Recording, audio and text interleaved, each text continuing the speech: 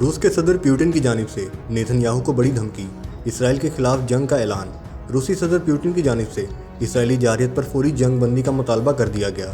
صدر Vladimir Putin نے اسرائیلی وزیر اعظم نیتن یاہو کو خبردار کر دیا کہ روس اسرائیل کے خلاف اعلان جنگ کر سکتا ہے۔ غیر ملکی خبر رساں ادارے کے مطابق روسی صدر نے غزہ میں جاری اسرائیلی جارحیت پر جنگ بندی کا مطالبہ کرتے ہوئے کہا ہے کہ اسرائیل کی طرف سے فلسطین پر ہونے والے حملوں کو فوری طور پر بند کیا جائے، جس میں بچوں اور خواتین سمیت 800 سے زائد پرامن افراد کی جانیں گئی ہیں۔ مسئلے کا حل اقوام متحدہ کے قرارداد کے تحت امن سلامتی کونسل کے ممبران کے ذریعے طے کیا جائے۔ دوسری طرف ترک صدر طیب اردوغان نے اسرائیل کو دہشت گرد قرار دیا ہے۔ ترک صدر کا کہنا ہے کہ اسرائیل کا ساتھ دینے کی وجہ سے امریکہ کے ہاتھ بھی معصوم افراد کے خون سے رنگے ہوئے ہیں۔ امریکی صدر جو بائیڈن کی جانب سے اسرائیل کو جدید ہتھیار فروخت کرنے کے کاغذات پر دستخط کیے گئے۔ اسرائیل جدید ہتھیاروں سے معصوم لوگوں کا خون بہا رہا ہے اور امریکہ خون آلود ہاتھوں سے تاریخ لکھ رہا ہے۔ امریکہ نے ہمیں یہ کہنے پر مجبور کیا ہے کیونکہ فلسطین عثمانیہ نہ ہونے کے بعد فلسطینی امن کے منتظر ہیں۔ اب ہم مزید خاموش نہیں رہ سکتے اور فلسطین کی حمایت سے پیچھے نہیں ہٹ سکتے۔ علاوہ ازیں چین نے امریکہ سے اسرائیلی حملوں کو رکوانے کے لیے مطالبہ کر دیا۔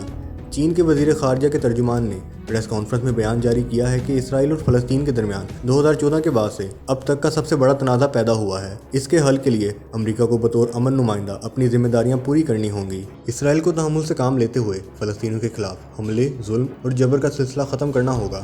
غیر ملکی خبر رساں ادارے کے مطابق چینی وزیر خارجہ کے ترجمان نے کہا ہے کہ فلسطین میں افراد کو فوری امداد کی اشد ضرورت ہے اور انسانی ہمدردی کے تحت تمام ممالک مل کر فلسطین کے درد کا مداوع کریں۔ چین کی جانب سے دوبارہ سلامتی کونسل میں مشاورت کی گئی، جس پر اثر نہ ہونے کے باعث چین کے وزیر خارجہ نے سلامتی کونسل کی کارکردگی پر سوالیہ نشان قرار دیا۔